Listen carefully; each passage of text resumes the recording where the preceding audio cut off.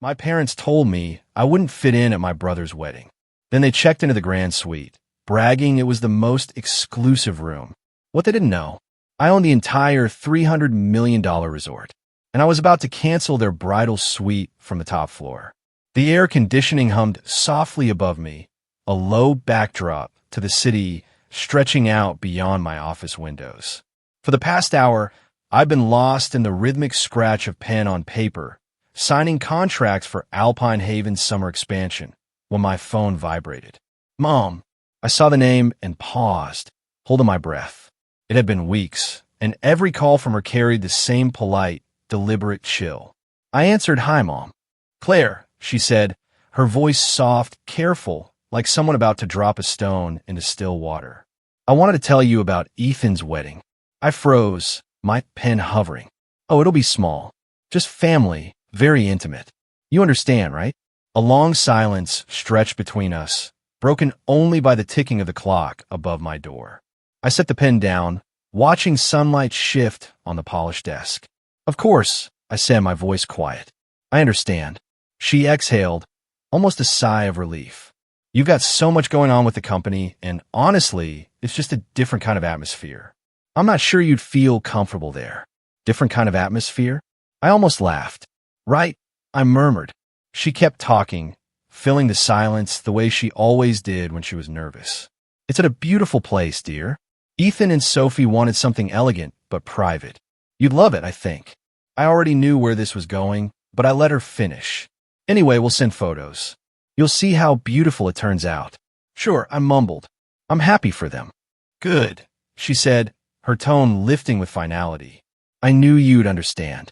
The call ended with a soft click. I didn't move for a long moment. The quiet in the room felt heavy, like the silence after an insult you've heard too many times to react to. The city outside gleamed, glass towers reflecting gold, everything sharp and distant. I leaned back, letting out a slow breath. Family. The word echoed in my mind, the way she'd said it. Small, selective like a club. A club I'd never gotten an invitation to join. After a moment, I turned to my laptop. A headline blinked on a hospitality newsletter. Ethan Morgan and Sophie Bennett to wed at the renowned Alpine Haven Resort. I stared at the words, my fingers hovering. Then a low, humorless laugh escaped me. "Of course," I whispered. The irony was almost poetic. The same family who told me I didn't fit and had chosen the resort I'd built from the ground up. Every marble tile, every chandelier, every mountain view suite. They were walking into my creation without a clue. I clicked open the company dashboard. Reservations. Guests. There it was. Morgan wedding party. Check-in scheduled for Friday.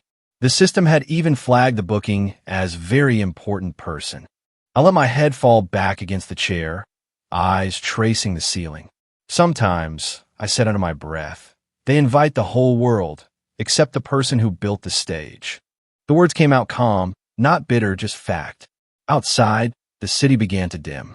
Street lights flickered on, and the first hint of dusk settled over the skyline. I could see my reflection in the glass. Tailored blazer, hair pulled back neatly, every inch the composed executive they never believed I could be. My phone buzzed again. Harper's name flashed across the screen. "Harper," I answered. "Hey, boss," she said. "You asked me to confirm this week's guest list." "Yeah," I said, my eyes still on the view. "Anything interesting?" There was a brief pause, papers rustling. "Let's see.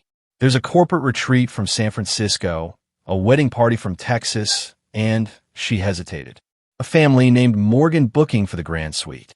I'm guessing you know them." I let out a quiet breath that might have been a laugh. "Yeah," I said softly. "I know them." Harper's voice dropped, cautious. "Do you want me to flag the reservation?" "No," I said, leaning forward, elbows on the desk. "Keep it as is. Let's make sure everything goes smoothly." "Understood." When the call ended, I sat there for a moment, the corners of my mouth curving slightly. Not a smile, but something colder, steadier. They hadn't invited me. That was fine, because soon they would walk into my world, under my roof on my terms. The office lights dimmed automatically as evening deepened. I closed my laptop, stood, and walked to the window. Below, Denver glittered like a map of constellations. I touched the glass lightly and whispered to no one, "You build a world without me. Let's see how it feels when you have to live in mine." And with that, I turned off the lights, leaving only the glow of the city behind me. Morning sunlight spilled through the floor-to-ceiling windows, washing the Denver office in a pale gold that made everything look cleaner than it really was. I stood by the counter, waiting for the coffee machine, when my phone vibrated. A notification banner slid across the screen. Morgan Wedding Weekend officially begins. The first image was Ethan and Sophie under an archway of white orchids, the mountains blurred in the background. Sophie's caption, "Sweet and sugary. The perfect start to forever." Linda's comment, "So proud of our son." Dad had added a heart. That was all. No mention of me. I took a sip of coffee that had already gone cold. My stomach clenched the way it always did when I saw their perfect public smiles, that practiced performance of family unity. They'd gotten good at posing without me. The glass door slid open behind me. Harper came in, scrolling through an iPad, her brown hair in a messy bun. "Morning," she said, testing the temperature in the room before adding, "I ran through the event list for the weekend. There's something you might want to see." She handed me the tablet. The Alpine Haven booking interface glowed. Guest name, Morgan Wedding Party, reserved for 4 nights, grand bridal suite, special rate code applied. They used a corporate discount, Harper said, lowering her voice. Under Alpine Haven's internal partner program. My eyes narrowed. Who authorized it? She swiped to the contract page. "Linda Morgan," she read aloud. Signed, as authorized by family. I stared at the screen for a long beat, then handed it back. "Family has a lot of definitions in my world," I said finally. Harper frowned. "Do you want me to fix it? I can flag it to accounting." I shook my head. "Not yet. Let them have their perfect weekend." Harper hesitated, like she wanted to say more, then nodded and slipped out. I moved toward the wall of framed photos that lined the hallway. Portraits of our resorts across Colorado, Utah, Montana. Each one represented a decade of work, sleepless nights, calculated risks. I paused in front of a picture of Alpine Haven's opening ceremony 8 years ago. I stood at the edge of the crowd in that photo, smiling, anonymous. Even then, they'd never shown up to the ribbon cutting. I ran a finger along the edge of the frame, feeling the chill of the glass. In my head, my mother's voice echoed, "Different atmosphere, dear. You wouldn't fit in." The irony almost made me laugh. I walked back to my desk. The coffee had gone bitter, but I drank it anyway, watching sunlight shift across the floor. My inbox pinged. Subject line, "Invoice confirmation, Morgan Wedding." I opened it. Wedding charge, $48,300 charged to Alpine Haven corporate account. I stared at the number, the line of text pulsing faintly, as if daring me to react. $48,000 of company funds. My funds, used by the same people who decided I wasn't family enough to attend. I leaned back, letting the absurdity settle. A small laugh slipped out. "Perfect," I murmured. The city outside was already warming under the sun, the hum of traffic rising. Somewhere in the mountains, my brother and his fiancée were preparing to check into the resort they believed belonged to someone else. Posing for photos, sipping champagne, telling guests how proud their parents were. I closed the email and set the tablet aside. Let them, I whispered. Let them have their perfect pictures. For the next hour, I buried myself in work, reviewing proposals, signing digital approvals, answering messages that had nothing to do with weddings or family. But no matter how hard I tried, every so often, my eyes drifted back to the window. I could almost see the mountains from here, faint outlines on the horizon, the same peaks reflected in Sophie's posts. At noon, Harper knocked lightly. "We've had confirmation of their arrival tomorrow," she said. "Would you like the staff to be briefed about anything?" "Only this," I said. "No one mentions me to anyone." "Understood." She lingered for a second. "Are you sure you're okay with this?" I met her eyes calm. "I'm perfectly okay, Harper. They wanted a perfect weekend. Let's make sure they get it." After she left, the room grew still again. The only sound was the soft hum of the air conditioning and the faint vibration of a notification. I picked up the phone, another post, another caption. "Our dream wedding begins tomorrow at Alpine Haven." I let the screen go dark. They've already written their story, I said quietly to the empty room. They just don't know who owns the ending. I turned off the phone, stood, and walked out of the office. In the corridor, the scent of coffee and paper lingered. The framed photos on the wall caught the light as I passed Colorado, Utah, Montana. Each one a reminder of everything they thought I wasn't capable of. By the time I reached the elevator, I felt the tension drain from my shoulders. The button lit up, and the door slid shut with a muted click. As the elevator descended, I caught my reflection in the mirrored wall. Composed, still unreadable.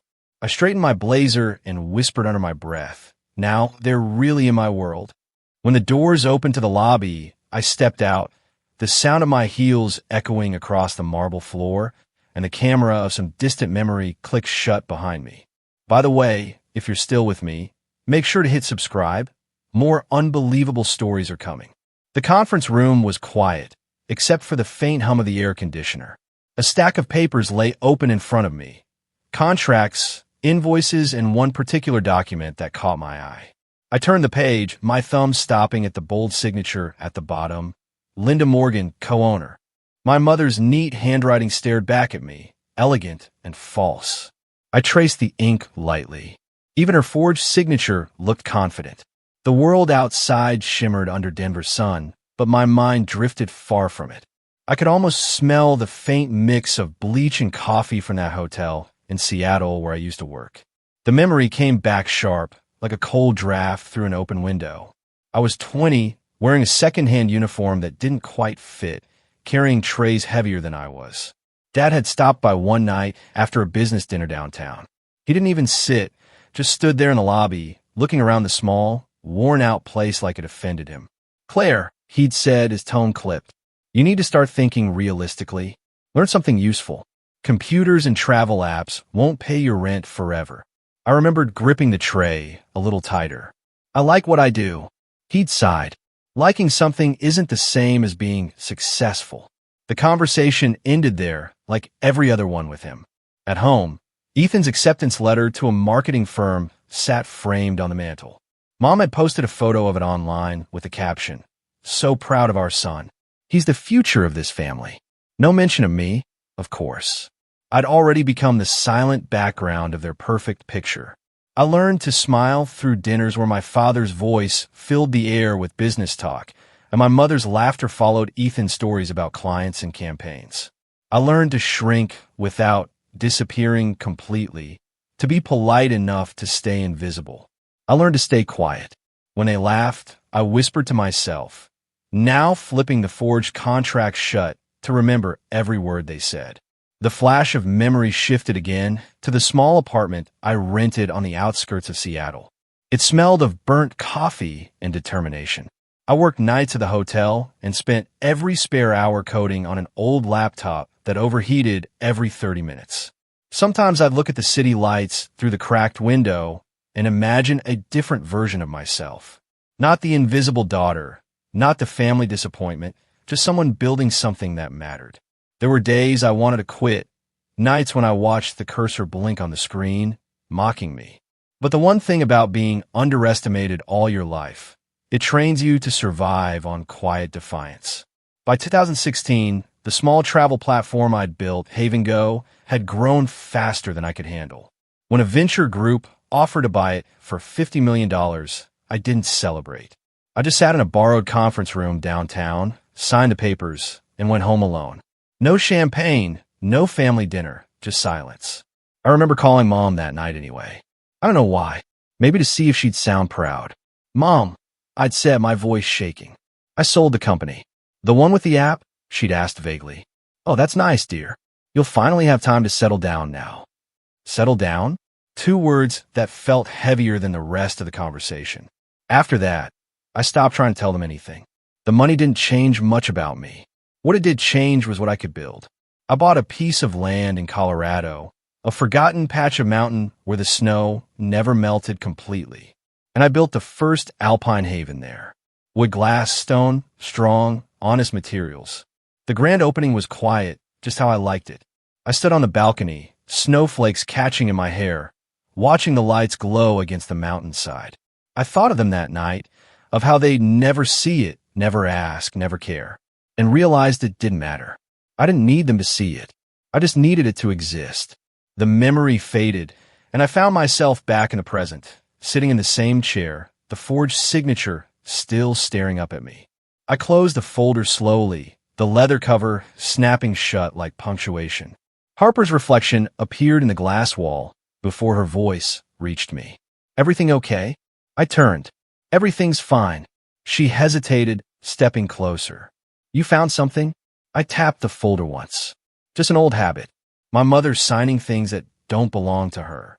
Harper frowned. "Do you want me to handle it?" "No," I said. "Not yet."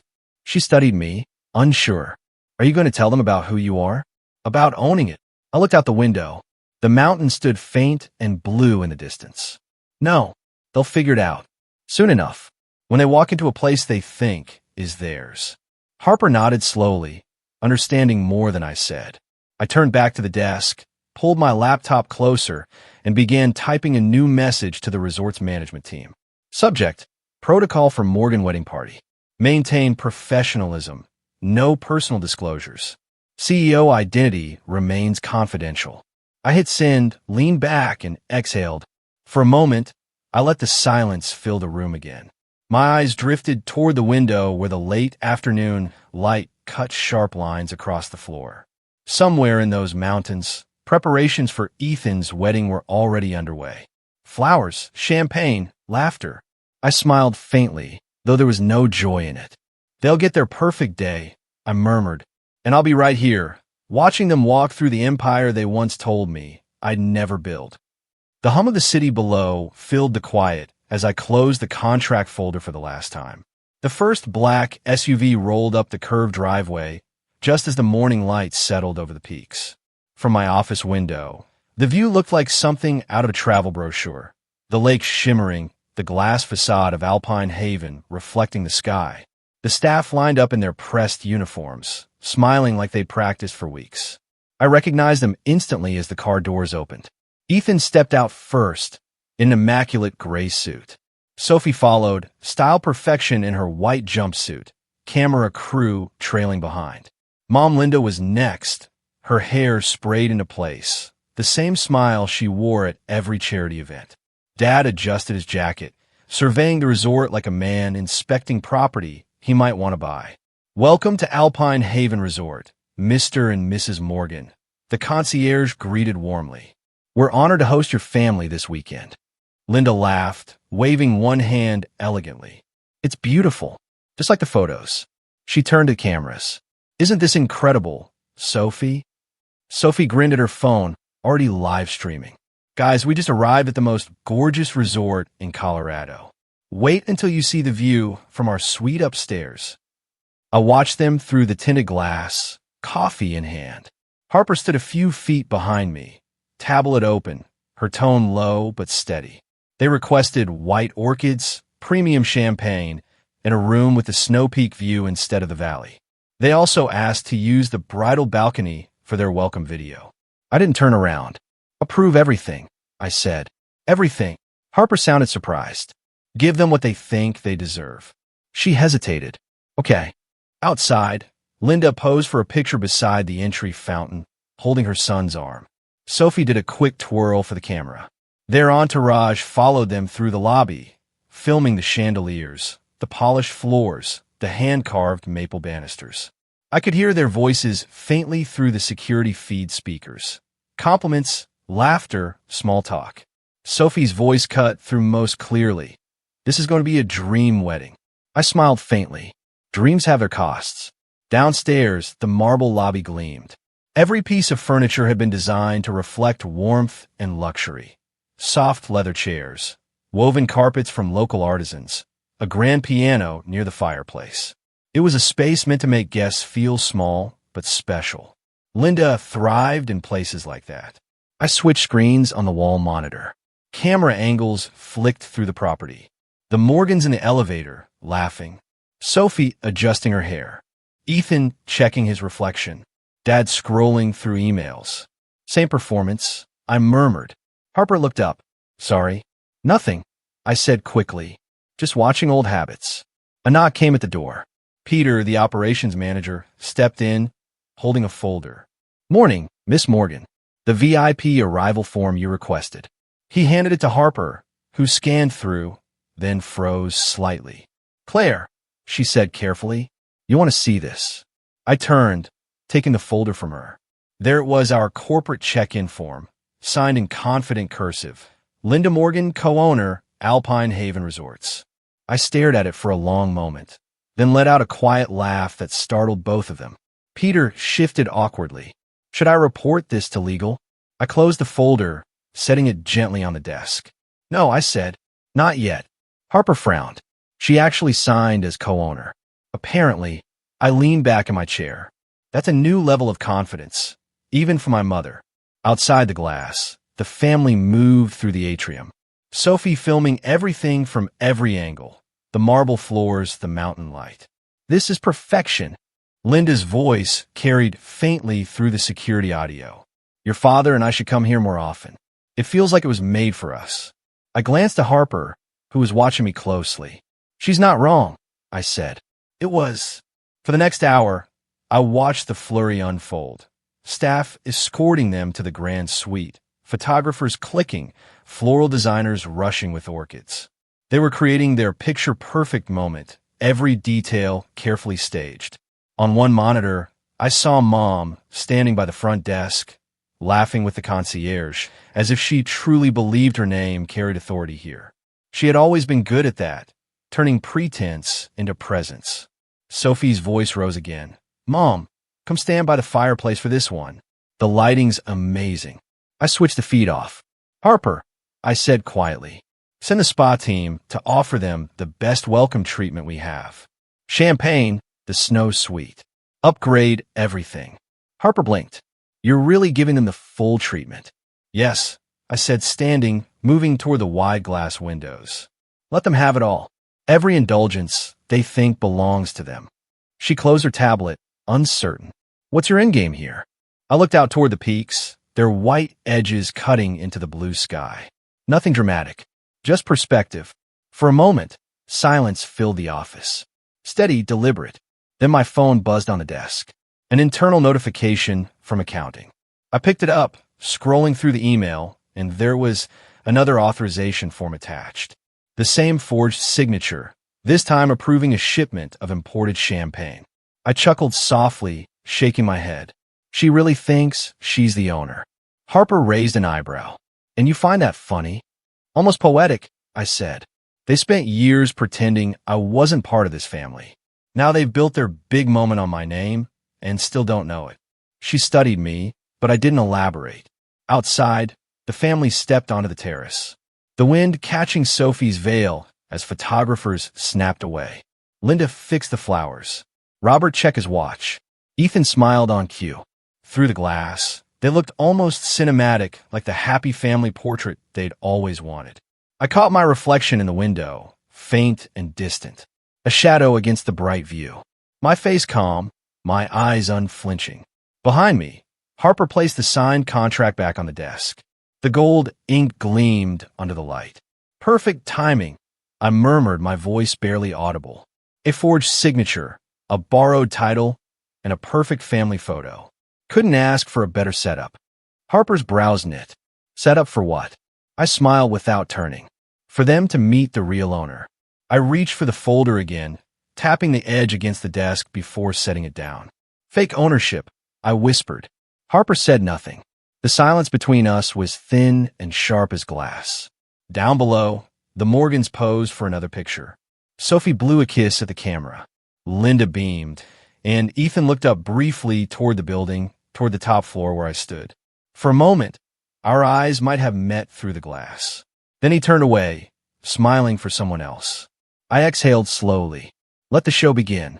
The sun had climbed high over the peaks, flooding the room in light. I turned away from the window and sat down again, the folder with my mother's signature resting on the table like proof of a story only I understood. The conference room smelled faintly of coffee and expensive perfume. Abigail Green's signature blend of control and impatience. She sat across from me at the glass table, dressed in black, her posture straight, every word measured. "Claire," she said, her voice clipped, "we're finalizing the sale of 30% of your shares by the end of next week. I can't afford distractions right now. No press noise, no family drama, no rumors about ownership. You understand?" I leaned back in my chair, crossing my arms loosely. "You have my word, Abigail. Alpine Haven doesn't do drama." Her perfectly manicured nails tapped against the folder in front of her. "Good, because if I sense even a hint of scandal, if anything compromises investor confidence, I'm pulling out." "I don't invest in emotion," I smiled faintly. "Neither do I." For a woman who claimed to hate emotion, Abigail thrived on intimidation. She stared at me a moment longer, searching for a reaction. When she didn't get one, she gathered her papers and stood. "Keep your personal life invisible. That's how you stay powerful, Claire." "Trust me," I said, rising with her. "No one's ever accused me of being too visible." She gave a tight smile and left, her heels clicking down the marble hallway. The door closed, and for a moment the silence in the room felt heavy. I loosened my blazer, exhaled, and looked out at the skyline. The Denver afternoon was bright and unforgiving. My phone buzzed against the table. A message from Harper lit up the screen. "Ethan's team just sent a new request. He wants the staff list updated to include him under family of owners." I read it twice, then laughed under my breath. Family of owners. Of course. I typed back, "Approve it. Let him have his title." Almost immediately, another bubble appeared. "Are you sure?" "Yes," I replied. "My family's always been fond of labels." I put the phone face down on the table and stared at my reflection in the black glass. It was strange how easily they took credit for things they never built. Maybe they actually believed it after a while. Say something often enough, post enough photos, and it becomes true. I walked to the window, pushing my hands into my pockets, watching the sunlight catch on the glass towers below. In their world, power was about how loudly you could say you had it. In mine, it was about knowing you didn't need to say a word. After the meeting, I drove to the parking deck behind the building. The air outside was cooler now, the sun slipping lower, painting the sky in shades of copper and rose. I leaned against the car, letting the wind move through the silence. A few floors above, I could see the Alpine Haven logo gleaming against the glass. Elegant, serene, untouchable. Everything I'd spent years building now served as the backdrop for a family that had once laughed when I said I'd own something like this. My phone vibrated again. This time it was Harper calling. "Hey," I answered. "Sorry to bother you," she said, her tone cautious. Another request just came through from the Morgans. Mrs. Morgan wants the staff to address her as Mrs. Morgan, owner of Alpine Haven. For a second, I didn't respond. A slow smile spread across my face. "Of course she does." Harper hesitated. "Do you want me to correct her?" "No," I said, opening the car door, but not getting in. "Let her have it. Let them all have it." "Are you sure?" "It's a little strange." "Nothing strange about it," I said quietly. "They've been pretending long before today. Just keep treating her exactly how she wants to be treated." There was a pause. I could almost hear Harper thinking. "Okay," she said finally. "I'll tell the staff." "Good," I murmured. "Then we wait." When the call ended, I stayed there for a while, watching the traffic move below. The sound of the city felt distant, muted. I thought about Abigail's words again. No emotion, no noise, no scandal. She'd get her wish. There wouldn't be noise, not for me. But silence in the right hands could be louder than anything. I glanced at my reflection in the car window. The setting sun painted half my face in light, the other half in shadow. It seemed fitting. At that exact moment, my phone buzzed once more. An email this time from Resort Management. Subject: Morgan Party VIP requests. I opened it. The bullet points scrolled down the screen. Floral arrangements, champagne upgrades, special meal requests, media access clearance. At the bottom, one line stood out. Mrs. Morgan requests a personal welcome from the resort owner upon arrival. I laughed softly, shaking my head. "You'll get your welcome, Mom. Just not the one you're expecting." I got into the car, the leather seat cool against my back. For a few minutes, I just sat there, listening to the soft hum of the engine. The irony of it all was so sharp, It almost felt like humor. My mother asking to be greeted by the owner of a resort she thought she owned. My brother demanding a title he didn't earn. And me, the invisible daughter, orchestrating every move from behind the curtain. As I drove out of the parking structure, the light hit the windshield just right, washing everything in gold. In their world, power was measured by cameras, invitations, and attention. In mine, it was built quietly line by line, brick by brick, until one day, it stood so tall that they had no choice but to walk through its doors. The drive to the mountains took 3 hours. The road curved higher, the air thinning as the sun dropped behind the peaks. When I reached the outskirts of Alpine Haven, the resort glowed like a mirage against the darkening sky. I parked at the side entrance, away from the main road. The scent of pine and cool air filled the car. For a long time, I just watched the lights from the lobby windows flicker across the parking lot. I imagined them inside, my family laughing, drinking, talking about how perfect everything was. My phone buzzed once again. Harper's message appeared on the screen. They're checked in. Mrs. Morgan insisted the staff call her owner. Everyone complied. I smiled faintly, sliding the phone into my pocket. Perfect, I said to the empty car. Keep calling her that for now. The mountains stood silent around me, dark and endless, the resort glowing in their shadow. I closed my eyes for a moment and let the silence sink in, deep and steady. In a world full of people desperate to be seen, sometimes the greatest power came from being the one no one noticed, until it was too late. The lobby glowed in shades of gold that night, the kind of light designed to flatter everything it touched. Chandeliers sparkled above marble floors. The grand piano hummed quietly in the corner, and the air smelled faintly of orchids and champagne. It was the night before the wedding, and Alpine Haven looked like it had been built for a fairy tale. I stood near the bar, half in shadow, a glass of wine resting between my fingers. From where I stood, I could see them, the Morgans moving through the room as if they owned it. Mom walked arm in arm with Dad, her smile radiant, her posture proud. Every detail is perfect, she told a passing florist. Exactly the way I imagined. It's just so us. Dad chuckled. That's because you made sure of it. She beamed, lifting her chin. It's the Morgan touch. A pair of guests nodded politely, clearly impressed by her certainty. She thrived on moments like this. Adoration, admiration, illusion. At the reception desk, when the front staff stepped forward, her voice bright and professional. Mrs. Morgan, welcome again.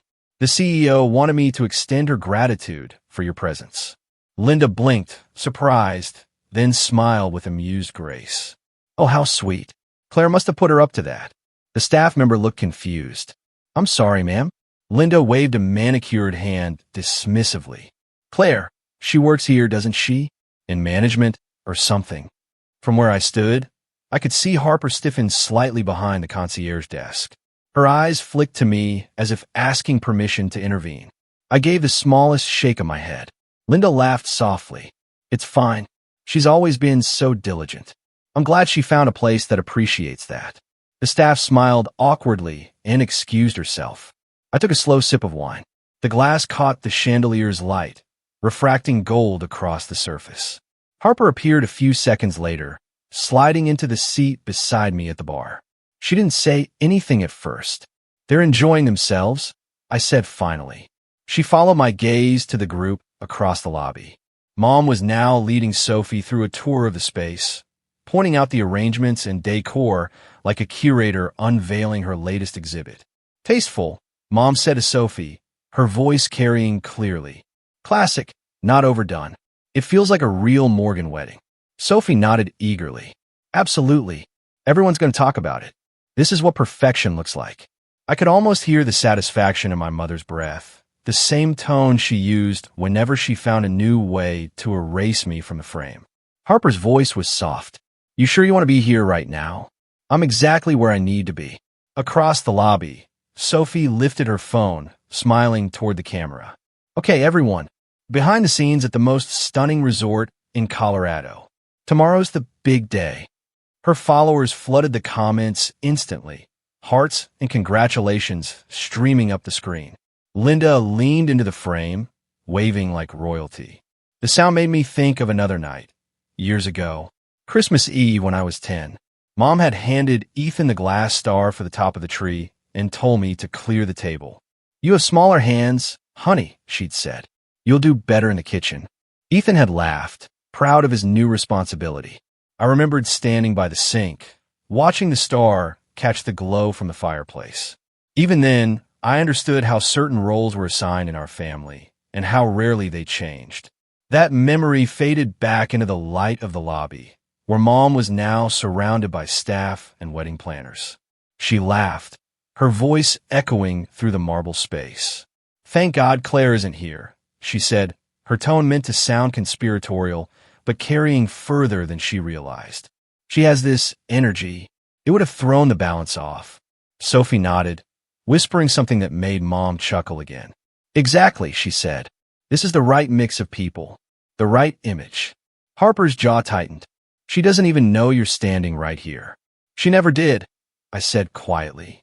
For a few seconds, we both watched as the photographer snapped candid shots of the family at the piano. Glasses raised, smiles. Perfect. It would look flawless online, an image of warmth and unity. I looked down at my phone on the bar. The group chat was open. Morgan family updates. My name wasn't in the header, but somehow the messages always found their way to me through old sync settings. Mom's latest message blinked on the screen. "So glad Claire isn't coming. It's for the best. She'd only make things uncomfortable." A thumbs-up reaction from Ethan followed seconds later. Then Sophie added a heart. I stared at the words for a long time, my reflection faint against the screen. Harper saw it, too. "Claire, I'm fine," I said automatically, setting the phone face down. But I wasn't angry. Not exactly. I'd long since learned that anger was a luxury. They thrived on it, used it to prove they still mattered. No, what I felt now was something sharper, cleaner, a kind of cold clarity that steadied me. "They still think," I said quietly, "that I need an invitation to show up." Harper looked at me for a moment, longer, then nodded understanding. I finished my wine and placed the glass on the counter. The ice had melted into the last sip, thinning the flavor.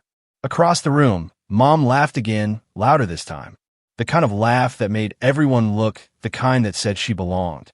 I turned to Harper, my voice steady. "Let her have her stage. Tomorrow she'll realize who built it."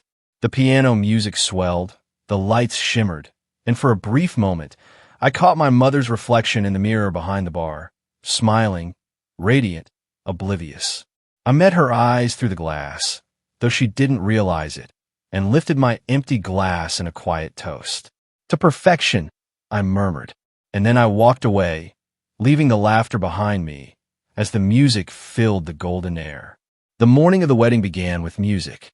From the 12th floor office, I could hear faint violin notes drifting up from the courtyard where staff were setting up the archway. The air was cool, still scented with pine from the forest beyond the lake. It should have been a beautiful day. It was in every visible way. Harper burst through the door, a file in her hand, her face tight. "Claire," she said, breathless. "We have a problem." I didn't look up right away. The screens in front of me displayed a dozen windows. Reservations, security feeds, expense reports. The Morgan's name appeared more times than I cared to count. "What kind of problem?" She dropped the folder on the desk. They used the Alpine Haven corporate card again. Champagne upgrade, additional floral arrangements, decor rentals, and a live string quartet. All charged this morning. I scrolled through the digital log. The authorization signature blinked at the bottom of each invoice. Linda Morgan. I almost smiled. They're consistent, at least. Harper folded her arms. "You said to let them have what they wanted. But this is fraud, Claire. That's your company's money." I leaned back in my chair, feeling the weight of her words hang in the air. Outside the window, sunlight hit the glass in sharp angles, reflecting the snow peaks in blinding white. "They use company assets," I said slowly, "and sign my name through hers." Harper nodded. "Exactly. So what do you want me to do?" I closed my eyes for a few seconds, listening to the faint hum of the resort beneath us, the footsteps, the music, the laughter rising from the lobby. "Cancel the bridal suite." Harper blinked. "What?" I open my eyes. Cancel the suite, effective immediately. List the reason as unauthorized booking under a fraudulent signature. Her face paled. That's the main room for the ceremony prep. Sophie's been live streaming from there all morning. Are you sure? Yes. My voice was even. It's time I learned what boundaries look like. She hesitated, searching my expression. You're really doing this? I'm not doing anything, I said quietly. I'm just enforcing company policy. Harper stared at me a moment longer, then nodded slowly and turned toward the door. All right. I watched her go, the click of her heels fading down the hall. For a few seconds, I sat in the silence she left behind. My pulse steady, my hands folded neatly on the desk. This wasn't revenge. It was accountability, something they'd never learned to respect. When the email confirmation pinged on my screen, I exhaled once, almost soundlessly. The order had gone through. The grand bridal suite was now marked as revoked. Downstairs, the staff would already be receiving the update. I switched the monitor view to the lobby feed. Ethan and Sophie appeared at the front desk, surrounded by wedding planners and photographers. Ethan was on the phone, pacing, while Sophie leaned over the counter, still in her silk robe, makeup half done. The concierge smiled nervously, typing rapidly. I'm so sorry, ma'am, but it appears your suite has been deactivated. There's a flag from corporate. We're not authorized to check you in. Sophie blinked, not understanding. What does that mean? With a bridal couple. It's our room. Ethan leaned forward. This is ridiculous. My mother handled the booking.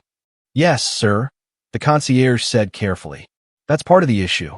I could almost hear the silence that followed, thick and uncomfortable. Then, Mom's voice cut through the speakers, sharp, commanding. Excuse me, she said, stepping forward. I'm Linda Morgan. My husband and I are the owners of this property. You will fix this immediately. The concierge swallowed, maintaining his composure. Of course, Mrs. Morgan, but according to our records, ownership is listed differently. Ethan's tone rose. Do you know who we are? The concierge straightened his tie. Yes, sir, and that's exactly why we have to follow procedure. Sophie's face flushed red. This can't be happening. My followers are expecting the bridal suite reveal. You people are ruining my wedding. I watched as the lobby began to fill with murmurs. Guests paused mid-conversation. The string quartet trailed off uncertainly. Even the camera crew hesitated, unsure whether to keep filming. Mom's voice dropped to a low, furious hiss. Call the manager now. They already did, I murmured to myself. Harper appeared at the edge of the frame, speaking quietly with the concierge. Then she took a breath and stepped forward. Mrs. Morgan, the decision came from corporate headquarters in Denver. I'm afraid the booking violated policy. Mom stared at her. Policy? I am a policy here. Harper stayed composed, though I could see the flicker of nerves in her posture. I'm sorry, ma'am. The authorization has been revoked by executive order. For a heartbeat, the entire lobby froze. Then Ethan slammed his hand on the counter. This is insane. I'll have your job for this. Sophie started crying, the kind of loud, dramatic sob that drew eyes from every corner of the room. A bridesmaid tried to comfort her while whispering into her phone, clearly recording. I turned off the sound and leaned back in my chair, the faint smile returning. The screen showed chaos. The kind of chaos they'd always believed they were immune to. The intercom buzzed. Harper's voice, controlled but shaky. It's done. They know. Good, I said. Let the staff keep things calm. No further engagement. She hesitated. Do you want me to unlock the suite later? No, I said. They'll stay exactly where they are. Let them experience imperfection for once. I ended the call and glanced back at the muted feed. Mom stood in the middle of the lobby, trying to pull herself together, whispering furiously into her phone. Ethan paced. Sophie's tears turned into angry shouting. From a distance, it looked theatrical, even absurd.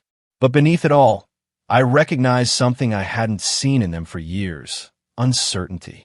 The moment when control slips through your fingers and you don't know how to get it back. I switched off the monitor and sat in the quiet again. Outside, the morning sun was climbing higher, spilling light over the peaks. Somewhere below, the wedding staff scrambled to recover, to keep guests distracted, to make the day look beautiful again. I knew they would. That's what people do when the illusion cracks. They patch it up fast and pretend nothing broke. I picked up my phone.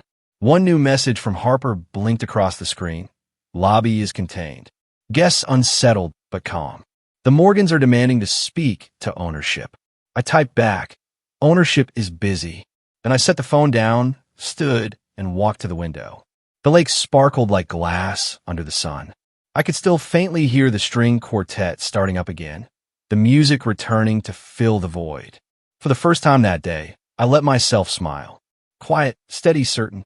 They wanted a perfect wedding, I said softly. Now they'll learn what perfection costs. By noon, the lobby was chaos. The music that had played all morning had stopped, replaced by the rise and fall of angry voices echoing through the vaulted ceilings. Guests lingered near the cafe, pretending not to watch, but clearly unable to look away. Sophie stood at the center of it all, her face streaked with tears, her phone clutched tightly in one trembling hand. "This is ridiculous," she shouted. "Do you even know who we are?" Ethan was pacing behind her, his phone pressed to his ear. "Mom, calm down," he muttered, though his own voice was shaky.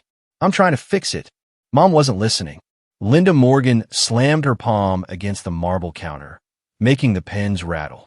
"I will sue you," she yelled at the concierge. "This is defamation, humiliation, whatever you want to call it. You can't treat us like this." The concierge, to his credit, didn't flinch. "I'm very sorry, ma'am, but the system has flagged the booking as invalid. It's out of my hands." "Out of your hands?" she repeated, incredulously. "Where are your owners?" "My husband and I own this property." Across the lobby, a group of travel journalists had just arrived to gather material for a feature on Alpine Haven's luxury hospitality program. Among them was Emily Rhodes, a reporter with a camera always ready. She raised an eyebrow, catching the scene from a distance. She whispered to the event coordinator beside her. "Who are they?" "The Morgans, the woman said under her breath. "VIP guests." Apparently, their wedding suite was canceled. Emily's eyes widened slightly, the beginnings of a smile tugging at her lips. "Seriously?" The coordinator nodded nervously. "Apparently." Emily's camera was already rolling. From the mezzanine balcony above, I could see everything. The staff trying to calm them, the guests pretending not to stare, the way Sophie's perfect composure cracked on camera. Harper stood a few feet away from me, watching the same scene unfold on the surveillance monitors. She glanced over. "Do you want me to stop the feed?" I shook my head slowly, my eyes never leaving the screen. "No, they're writing their own ending. I'm just watching it happen." On the main monitor, Sophie raised her voice again. "Who canceled my suite? I demand to know." The concierge hesitated. According to the system, the order came directly from corporate management. "What does that even mean?" she snapped. "It means," he said, choosing his words carefully, "that the decision came from the Denver headquarters. From the top." Ethan turned sharply toward Mom. "Did you do this? Did you talk to someone?" Linda's jaw tightened. "Of course not. Why would I cancel my own son's wedding?" He ran a hand through his hair and swore under his breath. "Then who the hell did?" In the corner of the lobby, Emily whispered to her cameraman, "Keep rolling." Linda straightened, fury hardening her tone. "Call Claire," she said. "She worked for this place. She'll know who to talk to." Sophie sniffed, wiping her mascara-streaked cheeks. Claire? You mean that Claire?" "Yes." Mom snapped. "Call her." Ethan hesitated but dialed anyway. The sound of the phone rang through the air, faint but distinct. Everyone within a few feet could hear it. Upstairs on my desk, my phone lit up. Ethan Morgan calling. For a moment, I just watched it buzz. The screen glowed against the dark wood, his name bright and insistent. Harper turned toward me. "Are you going to answer?" I lifted the phone, studied the name, then set it back down, face up. The vibration continued for a few seconds, then stopped. The silence afterward was heavier than the ringing. Downstairs, Ethan frowned at his phone. "She's not picking up." Mom's voice rose again, sharp enough to cut glass. "Of course she's not. She's probably too busy doing God knows what. We should have known better than to trust her with anything important." Sophie gasped softly, as if she just remembered something. "Wait, what if she's the reason this happened? Maybe she's jealous." "Jealous?" Ethan shot her a look, but she was already speaking to the camera crew that had started filming again. "We've been treated so unfairly," she said tearfully. "We came here in good faith, and now they're sabotaging our wedding. I'll make sure people know." Emily adjusted her lens, catching every second. Upstairs, Harper's voice broke through the quiet. "They're losing it. The journalists are filming, guests are recording, and social media is going to explode in about 5 minutes." I took a slow sip of coffee, then let it. Harper looked at me, incredulous. "Claire, this could go viral." "It will," I said. "That's the beauty of it." We watched as Mom turned back to the concierge, her voice trembling with outrage. "You don't understand. We are Alpine Haven. My husband is Robert Morgan. That name means something here." The concierge looked genuinely sympathetic. "I understand, ma'am, but according to the records, ownership belongs to Alpine Haven Holdings, registered in Denver under CEO Claire Morgan." The entire lobby seemed to inhale at once. Mom froze. "What did you just say?" The concierge hesitated, realizing too late what he'd revealed. "It's company policy to clarify in case of conflict." Ethan's face drained of color. "That can't be right." Sophie's voice broke. "So, she's the one?" Mom turned away sharply, her voice dropping to a whisper I could still hear through the speakers. "No, that's not possible." "But it was." Harper looked at me, eyes wide. "Do you want me to intervene? We could still." I shook my head. "No, leave it. Claire, your mother's she's about to learn," I said softly. On the screen, Mom gripped the counter, the composure she'd worn like armor starting to crack. Dad had appeared now, his face tight with embarrassment. "Linda," he said quietly, "let's step outside." She jerked away from his hand. "Don't you dare tell me to calm down." Sophie's sobs turned to hiccups. Ethan stood rigid, his phone in his hand, staring at nothing. Around them, guests whispered. Phones lifted. Cameras flashed. I picked up my phone again. Another call. Ethan's name flashing. I watched it ring once, twice, 3 times. Then I flipped it over, silencing it. The room around me was still, save for the low hum of the monitors. I could see everything. Every fractured smile, every panicked gesture, every desperate attempt to salvage the image they'd built. I spoke quietly, almost to myself. Sometimes silence costs more than words ever could. The phone stopped vibrating. Downstairs, the chaos continued, a perfectly orchestrated unraveling. I turned back to the window, the sunlight spilling across the mountains, the resort glittering beneath me. Somewhere below, my family fought to control the narrative. They still hadn't realized the story was already over, and I didn't have to say a single word to end it. 3 hours later, the world knew everything. By mid-afternoon, my phone wouldn't stop buzzing. Alerts, mentions, headlines, push notifications. Twitter had turned the Morgan's meltdown into entertainment. The hashtag Morgan wedding disaster had climbed to the top of the national feed, nestled between celebrity gossip and political scandal. The video Emily Rhodes had shot in the lobby was everywhere. Her voiceover was calm and cutting. At the Alpine Haven Resort this morning, the Morgan family, who claimed to own the property, were denied access to the bridal suite by corporate headquarters. Sources confirmed the resort's ownership lies elsewhere. The clip cut to my mother's voice, sharp and furious. "We own this place." Then the concierge's reply, soft but firm, "Actually, ma'am, that's not accurate." The image froze on my mother's stunned expression before fading to black. The internet had already looped it into memes, GIFs, and reaction videos. At the Denver headquarters, I sat behind my desk, watching the chaos unfold on 3 different news streams. Harper stood by the window, scrolling through her phone. "They've turned it into a trend," she said quietly. One headline says, "Family confuses resort ownership with entitlement and gets denied at the altar." I didn't look up from my computer. Catchy. A new alert flashed. Abigail Green calling. I accepted. Her voice came through, clipped and tight. "You told me there wouldn't be a scandal." "There isn't," I said. "Claire, your family's on every major outlet in the country." "Yes, my family," I said evenly. "Not the company, not me." "I can't have this," she snapped. "If this affects valuation, If it touches our investors, Abigail, I interrupted. If you think this changes anything about Alpine Haven's worth, maybe you should reconsider why you invested in the first place. There was a pause. Don't get clever with me. If this goes south, I walk. I lean back in my chair. Then you'll walk away from a company with the most transparent leadership in the country. The one whose CEO refused to fake anything, even her own family. For a long moment, all I heard was her breathing. Then you're playing with fire.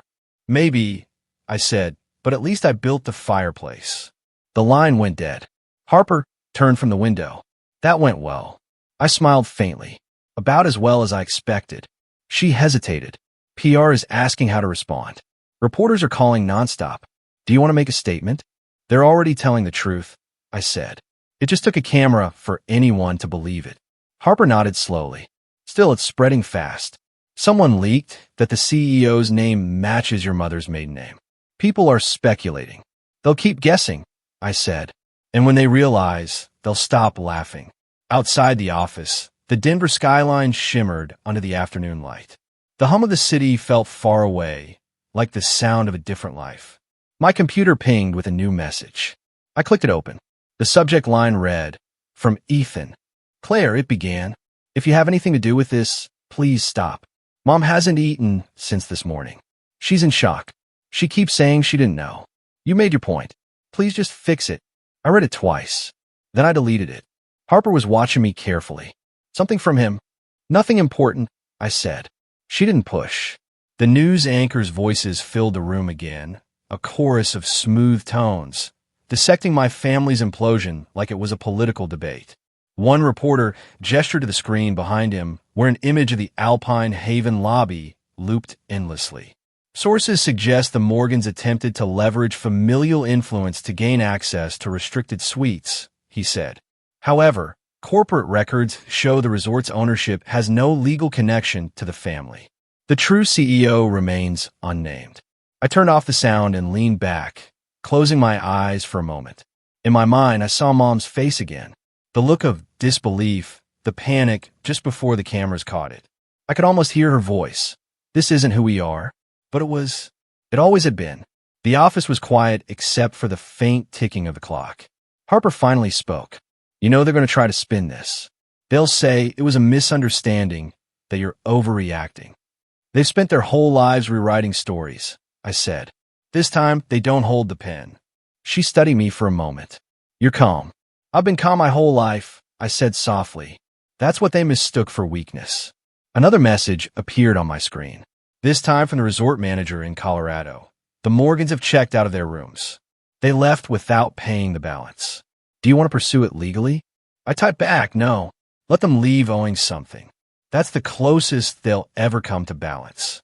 Harper crossed the room, setting a fresh cup of coffee beside me. "You should eat something."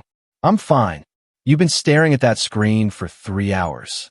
I built what they try to fake," I said. "I can stare at it as long as I want." She sighed but didn't argue. When she left the room, I stood and walked toward the window. The sun was lower now, streaking gold across the city skyline. I could see my reflection faintly against the glass. Still composed, unbothered. My phone vibrated again. Another message from Ethan, but I didn't open it. I didn't need to. I already knew the tone. Apology wrapped in guilt. A plea disguised as family. I let the phone buzz until it stopped. "They only remember you," I said quietly, "when you become the story they can't control." I turned back to the desk and pulled up the live news feed one last time. A panel of analysts was debating whether Alpine Haven stock would rise or fall after the publicity. The ticker at the bottom read, "CEO remains silent amid scandal." Silent. It was the first time silence had ever sounded like victory. Outside, the light shifted and the office dimmed. I let the glow from the monitors fade into shadow, the noise of the world fading with it. For years, I'd been the quiet one, the background, the afterthought. Now my silence was the headline, and they finally had to listen. By late afternoon, the mountains outside my office had turned gold. The sun was sinking behind the ridge, light pouring through the windows in long, slanted beams. I was reviewing a contract when there was a soft knock at the door. Peter, the operations manager, stepped in carefully. "Miss Morgan, he said, his tone uneasy. The Morgan family is here. They're requesting to see you. I looked at the clock. 5:43 p.m. Send them up, I said. He nodded and disappeared. For a few seconds, I stood still, looking out the window at the horizon. The resort below looked calm again. Guests drinking by the fire pit. Staff moving quietly between shifts. The kind of peace that usually follows a storm. When the elevator doors finally opened, the calm in the room shifted. Mom came in first, her expression drawn tight, the practiced poise of the morning replaced by exhaustion. Dad followed, jaw clenched, one hand on her shoulder. Ethan trailed behind them, head lowered. I didn't move. Mom stopped in front of my desk. Claire, she began, her voice uncertain. You're the CEO. I met her eyes. For 8 years now. She opened her mouth, but nothing came out. Dad broke the silence. We just wanted the day to go smoothly, he said. His voice was firm, but I could hear the cracks. We wanted a perfect wedding for your brother. You could have told us. Told you what? I asked quietly. That I exist? That I built something without your permission? He flinched just barely. I reached for the folder on the desk and laid it open. Here, I said, turning it toward them. A copy of the wedding invoice. The one paid with company funds, the one signed by Mom. Mom's hand trembled as she looked down at the page. I just wanted to make sure everything was handled. I didn't think it would matter whose name. It matters, I said, cutting her off, though my tone stayed calm. It matters when you forge signatures. It matters when you spend someone else's money. It matters when you lie. Her eyes filled with tears. Claire, please. I only wanted Ethan to have one perfect day. He's worked so hard, and I haven't. I asked softly. I built this company from nothing, Mom. Every brick, every piece of glass in this building has my name behind it. But you never thought I was the kind of person who could create something worth your attention. She shook her head. That's not true, is it? I asked. You called this place beautiful before you knew who built it. But if you'd known it was mine, you wouldn't have come. The words hung there between us, and no one dared to move. Ethan finally stepped forward, his voice low. I'm sorry, Claire. I didn't mean for any of this to happen. I didn't even know you owned Alpine Haven until today. I looked at him. My little brother, the golden boy who never had to fight for a seat at the table. That's the problem, Ethan, I said. You never asked. You never cared to know. You spent your whole life believing that I was just lucky to be nearby. He swallowed hard, eyes dropping to the floor. You're right. For a moment, no one spoke. The only sound came from the clock on the wall, ticking towards 6. Harper stood silently near the corner, watching, but saying nothing. Dad cleared his throat. We can make this right. We'll release a statement. Correct the misunderstanding. You don't have to. I closed the folder sharply, the sound cutting through his words. No, you don't fix this with a statement. You fix it by telling the truth. Dad frowned. The truth? Yes, I said. That you forged documents to use company money. That you humiliated yourselves in public because you thought pretending was safer than being honest. That you've been living off appearances so long you forgot what real looks like. Mom's lip trembled. Claire, please. You don't understand. I understand perfectly, I said. I've understood for years. The silence deepened.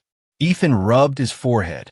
Mom started crying softly, and Dad turned his gaze toward the floor. When I finally spoke again, my voice was quieter. You wanted a perfect wedding. You got your spectacle, and now everyone's seen who you really are. Mom looked up, her mascara smudged, her voice breaking. I never meant to hurt you. I know, I said. You just never meant to see me either. The room went still again. Harper shifted slightly, but didn't move closer. I closed the folder and pushed it aside. I'm not filing charges, I said. But you should know. I could. That's what forgery means, Mom. Fraud. A real court case, not a family argument. She looked horrified. You wouldn't. No, I said, because unlike you, I don't need to prove I'm better. I just need the truth to stand on its own. Her sobs filled the quiet space. Dad reached out as if to comfort her, but stopped halfway. Ethan whispered, What happens now? Nothing, I said simply. You go home. You live your lives. Maybe this time you'll remember that owning something doesn't make it yours. For a long moment, no one moved. Finally, Mom turned away, shoulders shaking. Dad led her toward the door, his hand heavy on her arm. Ethan lingered a few seconds longer, his eyes searching mine. I really am sorry, Claire, he said quietly. I nodded once. I know. He hesitated, then followed them out. When the door clicked shut, the silence returned, thicker than before. Harper exhaled softly. You okay? I sat back in my chair, eyes on the empty doorway. I'm fine, I said, though my voice felt distant. She looked at me for a moment longer, then nodded. You did what you had to. Did I? I murmured. Harper didn't answer. I turned toward the window. The last light of the day was fading behind the mountains, casting long shadows across the floor. The air smelled faintly of rain and cold glass. Somewhere below, the staff was preparing for the evening reception, trying to make the place feel normal again. But up here, the air was still thick with everything left unsaid. I ran a hand along the edge of the desk, feeling the cool surface beneath my fingers. I don't need their apology, I said quietly. I just needed the truth to sit in the same room with them for once. Harper didn't reply. She didn't have to. The truth was sitting right here with me. By the next morning, the story had changed hands. It no longer belonged to gossip threads or rumor columns. It belonged to headlines. CEO of Alpine Haven revealed, Claire Morgan. That was the title splashed across every major outlet. The accompanying photo had been taken 6 months ago at a company charity event. Me in a navy suit, standing beside my executive team, a glass of champagne in hand, smiling like someone who didn't realize she'd become a symbol. The article painted me in flattering tones. The woman behind Colorado's most successful luxury resort chain. Quiet, private, brilliant. Every line felt surreal. It was the first time my name had ever appeared beside my success, not my family shadow. I sat at my desk in Denver, watching the online counter climb. Views, comments, shares. My face, my name, my story, all of it was suddenly public. Across the glass walls of my office, sunlight poured in, cold and pale. Harper stepped in, holding her phone. Her expression, a mix of disbelief and pride. They're calling you the invisible CEO, she said. The woman who built an empire in silence. I almost laughed. They're not wrong. She crossed her arms. The media can't get enough of you. Everyone's reposting the article. You're trending on LinkedIn and Twitter. Ironic, isn't it? I said quietly. All it took was a scandal I didn't start. She hesitated before speaking again. The Morgans shut everything down. All their accounts gone. No statements, no photos, nothing. The press is already looking for them. I nodded once. They'll stay quiet. They're better at disappearing than admitting fault. The phone on my desk buzzed. My assistant's voice came through the intercom. Miss Morgan, a call for you. Abigail Green. Put her through. There was a short click before Abigail's voice filled the line. She sounded different, less sharp, almost measured. I owe you an apology. For what? I asked. I told you I'd pull out if things went south, she said. But I've seen the reports. Your name is everywhere, and not one mention of impropriety. You handled it elegantly. I was wrong about you. I smiled faintly. You weren't wrong. You were cautious. A pause. Then her voice softened. I won't be selling. I want to stay in. You're good for this company. I didn't do it to keep your investment, Abigail, I said. I did it to keep myself. The line went silent for a moment. Then she said quietly, that's why you'll last longer than people like me. The call ended. Harper, still standing near the window, asked, so she's staying? Yes, of course she is, I muttered. Everyone wants to stay when the storm clears. I looked at her, my tone gentler. Would you have stayed? Harper smiled a little. Always. The room fell quiet again. The air was still, the only sound the hum of the city below. She lingered by the door, studying me for a moment before asking softly, do you regret it? Any of it? I turned toward the window, watching the morning lights scatter across the skyline. No, I said finally. I just returned to silence they taught me.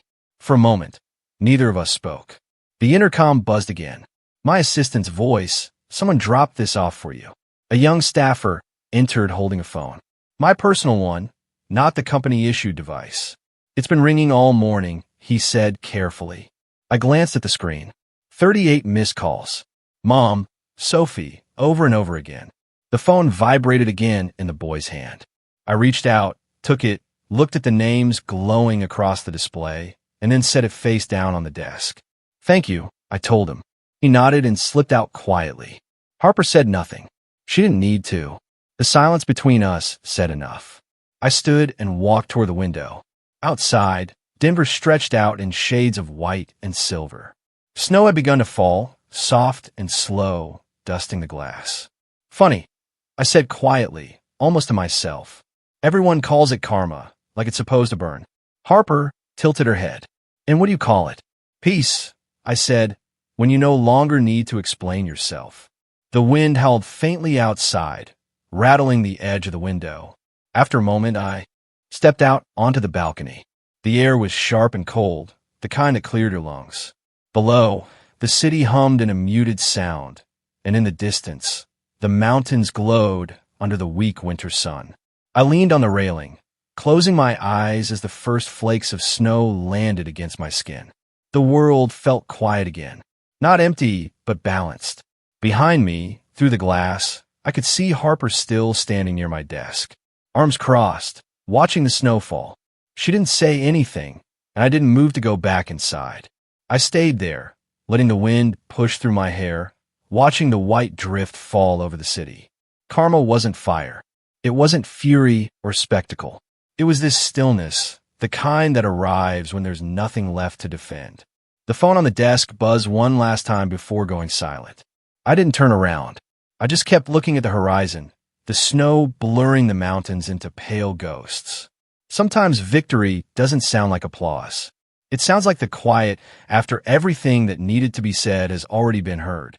A few weeks later, the air in the valley had changed. The snow had thinned, replaced by sunlight that glowed soft and gold against the peaks. The resort had settled back into its rhythm. Staff smiling, guests laughing, the sound of clinking glasses echoing through the halls. But this day wasn't about luxury. It was about something simpler, something new. Aurora Hall stood just beyond the main lodge, its tall windows catching the light like mirrors of the sky. What used to be an old service wing had been rebuilt into a space for community events, a place open to anyone who needed it. The brass letters above the doors gleamed. Aurora Hall, a home for all voices. I arrived early, the crisp air biting gently in my skin. Workers were setting up tables with fresh flowers and trays of pastries, laughter floating up from the courtyard. Guests began to arrive, one by one. Women from small towns who'd built their own businesses. Employees who'd been with Alpine Haven since the beginning. Volunteers from local shelters. Harper stood near the stage, checking the microphone levels. When she spotted me, she smiled. "They're all here for you, you know." "They're here for themselves," I said, straightening the small stack of note cards in my hand. "That's the point." By noon, the courtyard was full. Sunlight spilled across the deck, glinting off glass and snowmelt. Harper took the stage first, her voice carrying easily through the mountain air. "Ladies and gentlemen," she began, "today we celebrate more than a new building. We celebrate the idea that silence can be transformed into strength, that closed doors can lead to better ones." She turned toward me, her eyes warm. "Please welcome the woman who turned silence into a legacy, Claire Morgan." The applause came like a wave, gentle at first, then growing steady, human. I walked up to the podium, the wind brushing my hair back.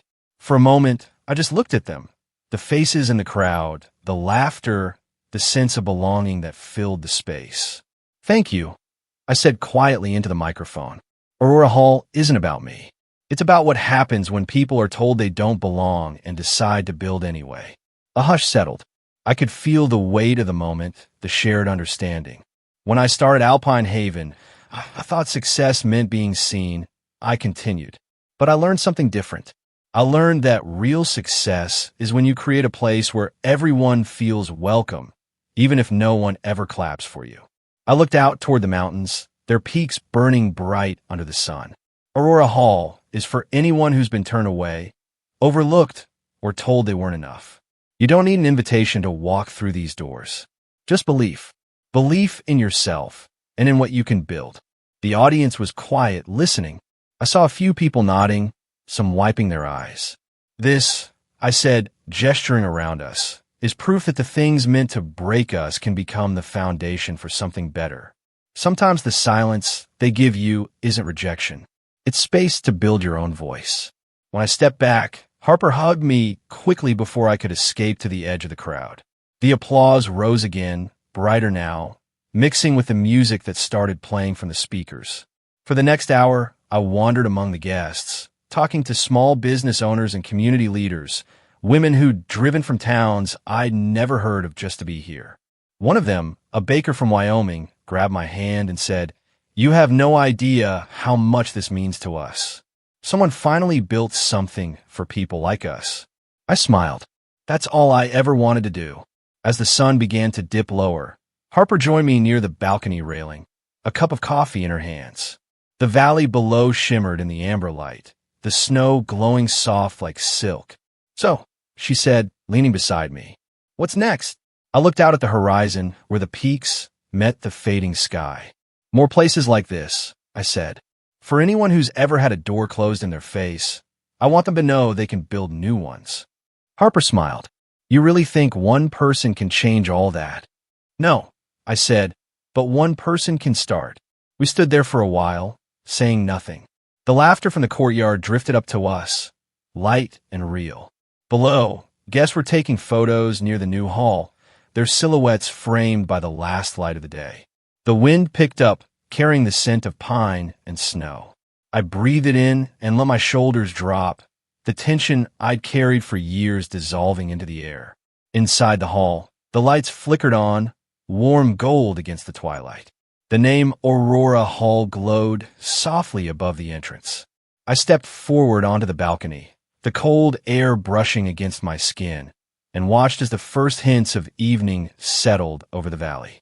The mountains turned deep blue, the kind of color that only comes at the end of a long day when the world finally exhales.